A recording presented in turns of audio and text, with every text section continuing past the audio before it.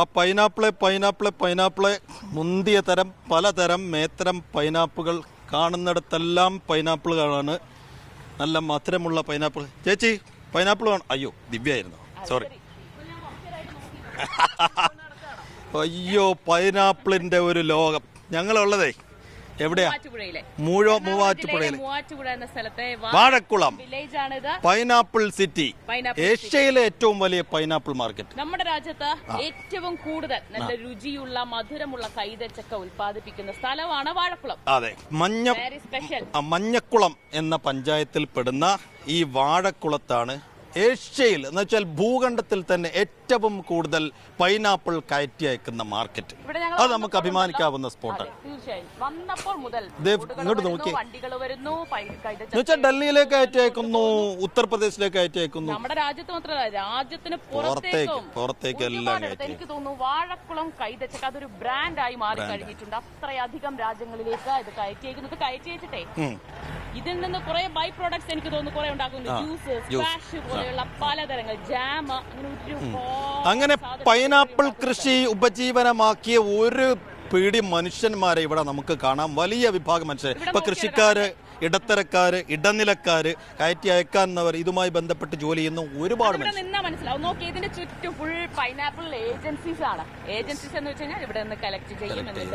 ഇടനിലക്കാരുടെ സംഘടന മുംബൈ, ഡൽഹി, പുറത്തേക്ക് ഗൾഫ് രാജ്യങ്ങളിലേക്ക് എല്ലായിടത്തേക്കും വാഴക്കുളം കൈതച്ചക്ക. എന്തായാലും നമ്മുടെ നാട്ടിലൊക്കെ കൈതച്ചക്ക എന്നല്ലേ പറയാ? അത് പെട്ടെന്ന് പറയും. കന്നാരച്ചക്ക എന്ന് പറയും, കൈതച്ചക്ക എന്ന് പറയും. നമ്മുടെ നാട്ടിലൊക്കെ കൈതച്ചക്ക എന്ന് പറയും.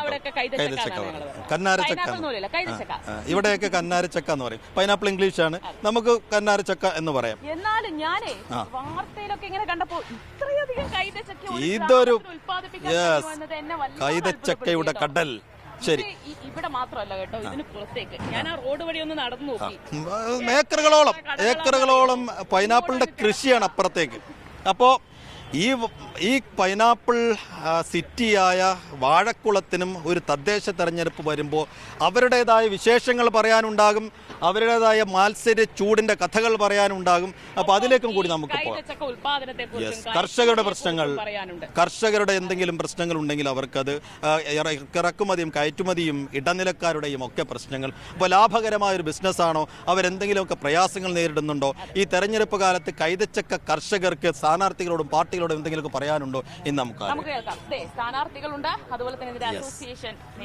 അസോസിയേഷൻ നേതാക്കളുണ്ട്, സ്ഥാനാർത്ഥികളുണ്ട്, വാഴക്കുളത്തെ പ്രാദേശിക നേതാക്കൾ എല്ലാവരെയും ഞങ്ങളൊന്ന് ഒരുവിധം തപ്പിപ്പിടിച്ചൊപ്പിച്ച് ഇവിടെ വെച്ചിട്ടുണ്ട്. എന്താ പേരെന്തായിരുന്നു? സ്ഥാനാർത്ഥി, ഓരോ നിമിഷം സ്ഥാനാർത്ഥി ഉണ്ട് കേട്ടോ. നമ്മളെ കൂടെ ഒരു സ്ഥാനാർത്ഥി ഇവിടെ പിടികിട്ടിയിട്ടുണ്ട്. പേര് ജോസ് പെരുമ്പള്ളിക്കുന്നേൽ. ബ്ലോക്കിലേക്കാണ് മത്സരിക്കുന്നത്. Avoli division block panchayat, Congress. Muvattupuzha block panchayat Avoli division, Congress. ഈ പൈനാപ്പിൾ മെർച്ചന്റ്സ് അസോസിയേഷന്റെ ഭാരവാഹിയും കൂടിയാണ്. 39 വർഷമായിട്ട് എന്റെ പ്രസിഡന്റാണ്. കിരീടം വെക്കാത്ത രാജാവാണ് പൈനാപ്പിൾ മെർച്ചന്റ്സ് അസോസിയേഷനിലെ. ശരി, എന്താ പറയാനുള്ള ഇവിടുത്തെ കൃഷിയെ കുറിച്ച്, പൈനാപ്പിൾ കൃഷിയെ കുറിച്ച്, കയറ്റുമതിയെ കുറിച്ച്? വാഴക്കുളം എന്ന് പറയുമ്പോൾ തന്നെ വാഴക്കുളം പൈനാപ്പിൾ എന്നാണല്ലോ സൂചികാനാമം ലഭിച്ച ഒരു ഇനമാണ്. ഇവിടെ ഏകദേശം എനിക്ക് തോന്നുന്നു ഒരു 40 വർഷമായി ചെറുപ്പക്കാർ, അഭ്യസ്തവിദ്യരായ ചെറുപ്പക്കാർ ഈ മേഖലയിലേക്ക് കടന്നു വരികയും, സാധാരണ ചെറുപ്പക്കാർ കൃഷിയിലേക്ക് തിരിയാൻ സാധ്യതയില്ല. പക്ഷെ ഇവിടെ കൃഷി ഒരു വ്യവസായമായി കണ്ടുകൊണ്ട്, ചെറിയ കൃഷിയല്ല, എല്ലാവരും 100 ഏക്കർ 200 ഏക്കർ 500 ഏക്കർ അങ്ങനെയാണ് കൃഷി. അപ്പോൾ ആ തരത്തിൽ കൃഷി ചെയ്തുകൊണ്ട് ഇത് വലിയ വോള്യത്തിൽ കൃഷി ചെയ്താൽ ലാഭകരമാവും അല്ലേ? ചെറിയ അത് പറയാൻ പറ്റില്ല, എന്നാൽ തീരെ ചെറുത് ചെയ്താൽ ലാഭകരമാവില്ല. അപ്പോൾ ആ തരത്തിലേക്ക് കാര്യങ്ങൾ കൊണ്ടെത്തിച്ച് ഈ നാടിൻ്റെ ഒരു വരുമാന മാർഗമായി ആയിരക്കണക്കിന് കൃഷിക്കാരും 10,000-കണക്കിന് തൊഴിലാളികളും, കാരണം ഈ മുഴുവൻ തോട്ടങ്ങളിലും ഇതര സംസ്ഥാന തൊഴിലാളികളാണ്.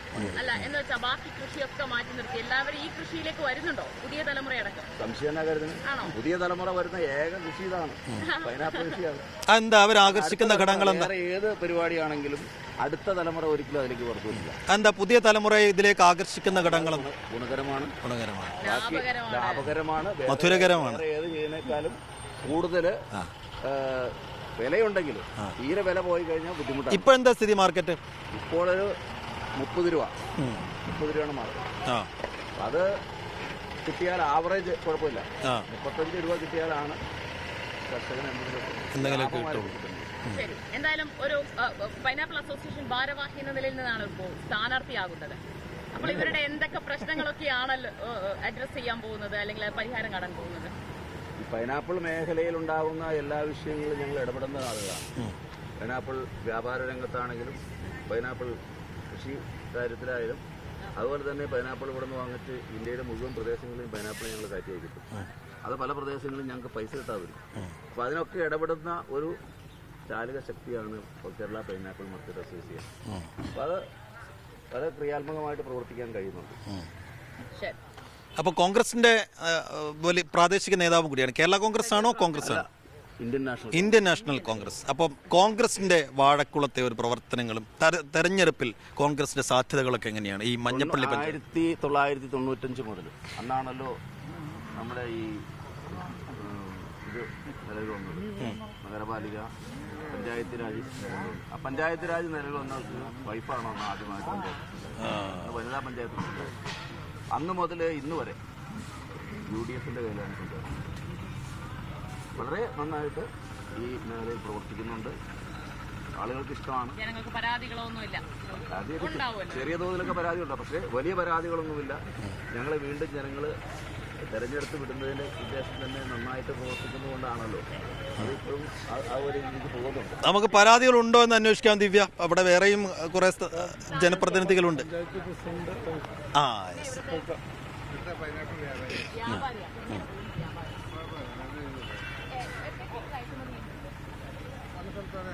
ഇന്ത്യക്ക് പുറത്തേക്കില്ലേ ഇപ്പൊ നിലവിലില്ല ആണോ? ഞാൻ എവിടെ വായിച്ചു ഇന്ത്യക്ക് പുറത്തേക്കടക്കം ഇതിന്റെ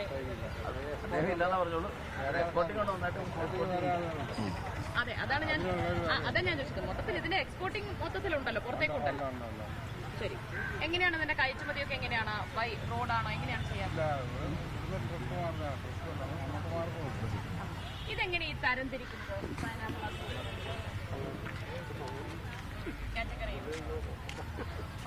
ഒരു കിലോയിൽ മുകളിലുള്ളത് എ, 1 കിലോയിൽ മുകളിലുള്ള പൈനാപ്പിളിന് ആണ് എ. 800 ഗ്രാമിൽ മുകളിലേക്കുള്ളത് ബി, അത് താഴെയുള്ളത് സി. അല്ല, ഇവിടെ ഞാൻ കണ്ടത് ചെറിയ ചെറിയ പൈനാപ്പിളൊക്കെ കാണുന്നുണ്ട്. അതെന്താണെന്നറിയോ? അത് എല്ലാം തോട്ടങ്ങളിൽ നിന്ന് കയറി പോകും. ഇവിടെ വരുന്നത് 10% വരെ വരുന്നില്ല, 5% വരുന്നില്ല. ഇന്നിപ്പോൾ ഒരു 100 ലോഡ് തോട്ടങ്ങളിൽ നിന്ന് കയറുന്നു.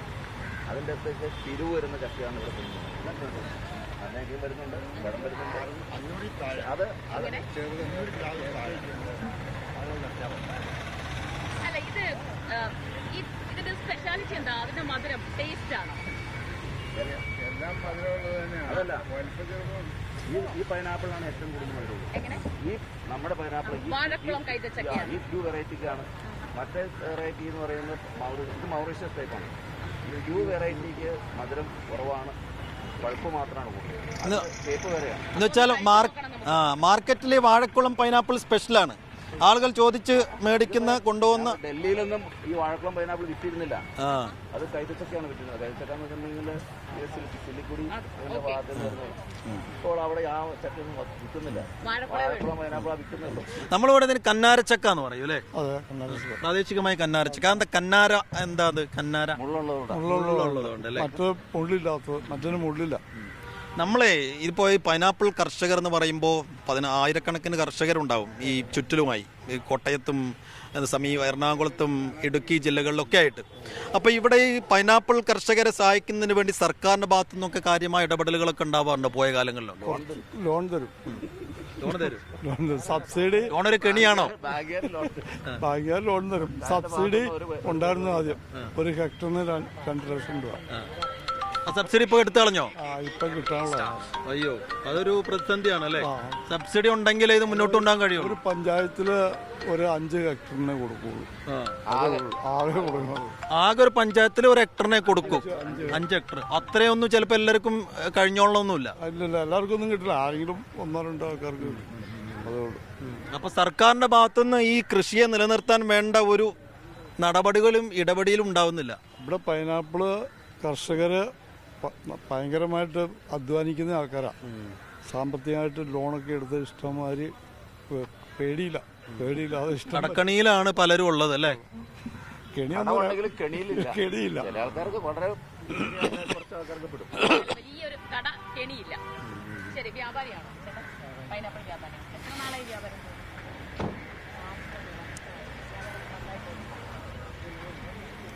നേരത്തെ പറഞ്ഞോട് ഒരു ഫാക്ടറി ഉണ്ടായിരുന്നതാണ്.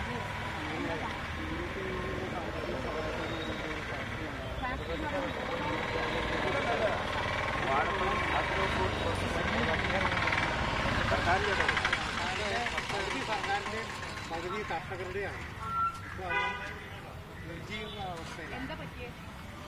സർക്കാരിൻ്റെ ഭാഗത്തുനിന്ന് ഒരു ആനുകൂല്യങ്ങളും കിട്ടുന്നില്ല. തൊഴിലാളികൾക്ക് അവിടെ ശമ്പളമില്ല. ഇവിടെ മാർക്കറ്റ് കുറഞ്ഞു വരുന്ന സമയത്ത് ഫാക്ടറിക്കാരെടുക്കുന്നില്ല. പല പ്രതിസന്ധികളും. അതപ്പോൾ സർക്കാർ വേണ്ടത്ര ഇടപെടൽ ഉണ്ടായില്ല. നിങ്ങൾ പരാതികളൊക്കെ പറഞ്ഞു, എല്ലാം അറിയിച്ചു. അതൊക്കെ ഇവിടെ സമയാസമയങ്ങളിൽ മാർക്കറ്റ് അസോസിയേഷനും ഫാർമേഴ്സ് അസോസിയേഷനും അറിയില്ല. ഇതുവരെ നടപടികൾ ക്ലിയർ ആയിട്ടില്ല. അതുകൊണ്ട് ഇവിടെ വിലയിടുന്ന സമയത്ത് സർക്കാർ എടുത്ത് വില നിയന്ത്രണം, വില തീർത്തും താഴെ പോകാതെ നോക്കേണ്ടത് ആയിരുന്നു. അത് ചെയ്യുന്നില്ല. ഗുണകരമായിരുന്നു കർഷകരെ സംബന്ധിച്ച്. ആദ്യകാലത്ത് ഗുണകരമാണ്.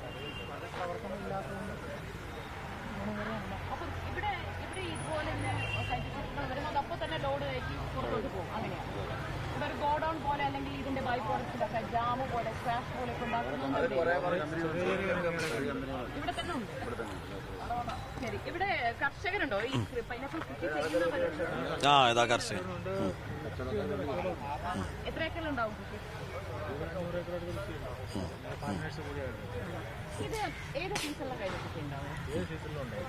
അതിലിങ്ങനെ മഴക്കാലം, വേനൽക്കാലം, ചൂട് അങ്ങനെയൊന്നുമില്ല. ഹോർമോൺ ഒഴിച്ചു കൊടുക്കുന്ന രീതിക്ക് സമയത്ത് നമുക്ക് പൈനാപ്പിൾ ഉത്പാദിപ്പിക്കാം. നമ്മളെ ഒരു തദ്ദേശ തെരഞ്ഞെടുപ്പ് വരുമ്പോൾ ഈ പൈനാപ്പിൾ കർഷകർക്ക് സ്ഥാനാർത്ഥികളോട്, മുന്നണികളോട്, പാർട്ടികളോടൊക്കെ ഒരു തെരഞ്ഞെടുപ്പ് മുഖത്ത് ആവശ്യപ്പെടാനുള്ള കാര്യങ്ങൾ എന്താണ്? ഒരു പൈനാപ്പിൾ കർഷകൻ എന്ന രീതിയിൽ. പൈനാപ്പിൾ കർഷകൻ എന്ന രീതിക്ക് ഈ പൈനാപ്പിൾ വിലയിടിവ് വരുമ്പോൾ ഈ പൈനാപ്പിളിനെ താങ്ങാനായിട്ട് നമുക്കിവിടെ ഒരു ഫാക്ടറി, അതുപോലെ ഗവൺമെൻറ്റിൻ്റെ ഒരു സഹായമില്ല. ഇവിടെ ഒരു ഫാക്ടറി ഉണ്ടായിരുന്നു, യൂറോപ്യൻ യൂണിയൻ്റെ സഹായത്തോടെ ഒരു ഫാക്ടറി ഉണ്ടായിരുന്നു. പക്ഷേ അത് രാഷ്ട്രീയമായ ഇടപെടലുകൾ മുഖേന ആ ഫാക്ടറി അടച്ചുപോയി. അപ്പോൾ ആ ഫാക്ടറി വന്നതോടുകൂടി കുറേ ചെറുപ്പക്കാരായ ആളുകൾ പൈനാപ്പിളിന് നല്ല പ്രതീക്ഷ വെച്ച് കൃഷിയിലേക്ക് തിരിഞ്ഞായിരുന്നു. പക്ഷേ അതെല്ലാം വെള്ളത്തിൽ പോയി. അപ്പോൾ നമുക്ക് പൈനാപ്പിൾ വിലയിടിവ് വരുമ്പോൾ പിടിച്ചു നിർത്താനുള്ള ഒരു സംവിധാനം ഇപ്പോൾ നിലവിലില്ല. അതാണ് ഏറ്റവും വലിയൊരു പരാജയം. അപ്പോൾ അതിൽ സർക്കാരിൻ്റെ ഒരു ക്രിയാത്മകമായ ഇടപെടൽ ഉണ്ടാകണം. ഇല്ലെങ്കിൽ ഈ കൃഷി ചിലപ്പോൾ നിന്നുപോകും. കൃഷി നിന്നു പോകും. ഇപ്പോൾ ആകെ ഇന്ത്യയിലും മറ്റ് പ്രദേശങ്ങളിലൊക്കെ ഇട്ടാണ് പൈനാപ്പിൾ വിറ്റഴിക്കപ്പെടുന്നത്. പക്ഷേ വില കുറയുമ്പോൾ ഇത് പിടിച്ചു നിർത്തുവാനും അത് നമുക്ക് പെട്ടെന്ന് തന്നെ ഇവിടെ എത്തിക്കുവാനുള്ള ഒരു സംവിധാനം ഉണ്ടെങ്കിൽ നമുക്ക് ഒത്തിരി ഗുണങ്ങൾ അതുകൊണ്ടുണ്ടാകും. എന്താ പേര്? ഷൈൻ. എന്താ കർഷകനാണോ അതോ ഇടനിലക്കാരനാണോ? കർഷകനാ. എത്ര വോളത്തിൽ കൃഷി ചെയ്യുന്നുണ്ട്? ഹെക്ടർ ഉണ്ടോ? ഒരു 150 ഏക്കറാണ്. 150 ഏക്കർ. കുറേ നാളുകൾ, വർഷങ്ങളായി ചെയ്യുന്നുണ്ട്. ഒരു 10-15 വർഷമായി. ഇപ്പോൾ ഇവരൊക്കെ പറഞ്ഞ പോലെ കടക്കണിയിലാണോ അതോ ലാഭത്തിന്റെ വഴിയിലാണോ? ഏത് സമയത്ത് അങ്ങോട്ടോ ഇങ്ങോട്ടൊക്കെ പോകാം. അങ്ങോട്ട് ഇങ്ങോട്ട് നിൽക്കാം. ഇപ്പം മെയിൻ വിഷയം എന്ന് വെച്ചാൽ ആവശ്യ സമയത്ത് വളം കിട്ടണല്ലോ. എന്ത് വളം അതിന് സാധാരണ ഇട്ട് കൊടുക്കുന്നത്? ഇതിന് പൊട്ടാഷ്യം, ബാക്ടംപോസ്, യൂറിയ, രാസവളങ്ങൾ തന്നെ. യൂറിയ ഒന്നും ഒരിക്കലും കിട്ടാനില്ല. അടുത്ത നാളിലൊക്കെ ഭയങ്കര വിഷയത്തിൽ പോയി. ജൈവവളങ്ങളൊന്നും ഇതിന് പോവില്ല അല്ലേ? ജൈവവളങ്ങളും പോകും, പക്ഷേ എങ്കിലും ഇത് തന്നെ വേണം. പിന്നെ അതിലും വലിയൊരു വിഷയം ഇപ്പോൾ കർഷകർക്കുള്ളത് സർക്കാരുകളുടെ ഭാഗത്തുനിന്ന് ഒരു ഇതുമില്ല. കാരണം ഇപ്പോൾ ഒരു കൃഷിക്കാരൻ പോയി സ്ഥലം എടുത്തു, ഒരു വനത്തിൻ്റെ അടുത്താണെങ്കിൽ ആ വനത്തിൻ്റെ അകത്ത് നമുക്ക് കുഴിച്ചിടാൻ പറ്റാത്തൊരു മൃഗം വന്നുകൊണ്ടിരിക്കട്ടെ, മൃഗം വന്നുകൊണ്ടിരിക്കട്ടെ. ആ മൃഗം വന്നാൽ, ആ മൃഗം ചത്താൽ ഇപ്പോൾ കച്ചവടക്കാരൻ എവിടെയാണെങ്കിൽ ഇപ്പോൾ അവനെ ആദ്യം അറസ്റ്റ് ചെയ്താൽ കൊണ്ടുപോവുക, പിന്നെ ജയിലിലേക്കല്ലേ. അതിനെപ്പറ്റി ഒന്ന് സംസാരിച്ച് നമ്മൾ കൃഷി ചെയ്യാൻ പാടുന്ന സ്ഥലത്തിൻ്റെ അത് മൃഗം ചത്തു എന്നും പറഞ്ഞ് നമുക്ക് അതിൻ്റെ പുറം നടക്കാൻ പറ്റില്ല. അല്ലെങ്കിൽ നമ്മൾ സഹായിക്കാൻ അങ്ങനെ കുറേ ഇൻസിഡൻസ് ഒത്തിരി ഉണ്ട്. ഇപ്പം നാളെ ആന ചത്തത് ഒരു MLA വന്നതിൻ്റെ വിഷയമൊക്കെ ഉണ്ടാക്കിയില്ലേ. അതുപോലെ ഇത് കൃഷിക്കാർക്ക് വേണ്ടി ആരും ഒന്നും ചെയ്യണില്ല. കൃഷിക്കാർക്ക് വേണ്ടി ഇപ്പം ഈ സർക്കാരിന് ചെയ്യണം. അത് പണ്ടൊക്കെ അതിനെ പിടിക്കുവായിരുന്നു. കഴിച്ചൊക്കെ ഇപ്പം ആന നിങ്ങൾ പോലെ ഇതേ കാലടി പ്ലാന്റേഷനിൽ എനിക്ക് കൃഷിയുണ്ട്. അവിടെയൊക്കെ ആന പകല് തന്നെ കയറാൻ റെഡിയായി നിൽക്കുക. ആനയുടെ ഇഷ്ട വിഭവമാണ് അല്ലേ? അല്ല, അവർക്ക് ചുമ്മാ അവർക്ക് കുറെ തിന്നു പോകണം, കുറെ പറിച്ചു കളയണം. കുറെ പന്നിയുണ്ട്, മുള്ളനൊക്കെ പോയി. ഈ മുള്ളോട് കൂടി വിഴുങ്ങാൻ കഴിയുമോ ആനയ്ക്ക്? ഇല്ല, ആന അത് കൃത്യമായിട്ട് അത് പൈനാപ്പിൾ അറിയാം എങ്ങനെ കഴിക്കണമെന്നല്ലേ. കുറെ കടിച്ച് പറിച്ചിട്ട് അതിന്റെ ഇച്ചിരി മധുരമുണ്ട്, അത് കടിച്ചിട്ടും കളയും. അതുമല്ല പൈനാപ്പിൾ ഉണ്ടെങ്കിൽ ഒരു 10-300 ഒരു 1/2 കിലോമീറ്റർ ഉള്ളിൽ പൈനാപ്പിൾ ഉണ്ടെങ്കിൽ അവർക്ക് മണം പിടിച്ചാൽ വരും അവിടെ. മണം കിട്ടും. ഞങ്ങൾ മണം പിടിച്ച് വരും അവിടെ. അപ്പൊ ഈ മൃഗശല്യം ഭയങ്കര വിഷയമുണ്ട്. മൃഗശല്യം അതിന് അപ്പൊ കാട്ടുപന്നിയൊക്കെ പിന്നെ കുറെ പിടിച്ചു പോയി. നമുക്കൊരു പരിധിയുണ്ട്. എവിടെ കൊണ്ടുവയ്ക്കാനും കാട്ടുപന്നികൾ ഇറങ്ങുവാണ്. കാട്ടുപന്നികൾക്ക് യാതൊരു സംവിധാനമില്ല. ശരി, അതാണ് ഏറ്റവും വലിയൊരു വിഷയം. ശരി, തൊട്ടടുത്തൊരു ചെറിയൊരു കാടുണ്ടെങ്കിൽ അവിടെ കാട്ടുപന്നിയാണ്. ശരി. നാട്ടിലും അതിന്റെ ഉപദ്രവം ഉണ്ട്. ഫോറസ്റ്റ് സൈഡിലൊന്നും അല്ല, നാട്ടിലും കാട്ടുപന്നിയുടെ ഉപദ്രവം ശക്തമായിട്ടുണ്ട്. അപ്പോൾ എന്തായാലും പലതരം പ്രതിസന്ധികൾ നേരിട്ടാണ് ഈ കൃഷിയെ ഈ കർഷകരും ഇടനിലക്കാരും ഒക്കെ മുന്നോട്ട് കൊണ്ടുപോകുന്നത്. വലിയ എനിക്ക് പോസിറ്റീവായി തോന്നിയത് എന്താ അറിയോ, പുതിയ തലമുറയടക്കം ഇതിലേക്ക് വരുന്നുണ്ട് എന്നൊരു ചേട്ടൻ. നമുക്ക് പഴുത്തത് മതിയോ അതോ പച്ച വേണോ? എനിക്ക് നല്ല പഴുത്ത ഒരെണ്ണം കിട്ടിയാൽ കൊള്ളാം. നല്ല മണതാ. അപ്പൊ ഈ ഏഷ്യയിലെ ഏറ്റവും വലിയ പൈനാപ്പിൾ മാർക്കറ്റിനെ, പൈനാപ്പിൾ സിറ്റിയെ സംരക്ഷിക്കേണ്ടത്, നിലനിർത്തേണ്ടത് സർക്കാരിന്റെയും കൂടി ഉത്തരവാദിത്തമാണ്. ഈ പാവപ്പെട്ട കർഷകരുടേത് മാത്രമല്ല, അതുകൊണ്ട് ശ്രദ്ധ വേണം. നിരവധി കുടുംബങ്ങളുടെ. അപ്പൊ ഒരു തെരഞ്ഞെടുപ്പ് കാലത്ത് കാര്യമായ ശ്രദ്ധ വാഴക്കുളത്തേക്ക് വേണം, സ്ഥാനാർത്ഥികളായാലും മുന്നണികളായും പാർട്ടികളായാലും ഒക്കെ. അപ്പോൾ ആ ശ്രദ്ധയുടെ കാര്യത്തിൽ ഞങ്ങൾ ഒന്നുകൂടെ സർക്കാരുകളെ ഓർമ്മിപ്പിക്കുകയാണ്. യെസ്. അപ്പോൾ വാഴക്കുളത്ത് നിന്ന് ഇതാ വോട്ടുപാത അടുത്ത ഒരു സ്വീകരണ കേന്ദ്രം ലക്ഷ്യമാക്കി നീങ്ങുകയാണ്. മറ്റൊരിടത്ത് വീണ്ടും കാണാം. ബൈ.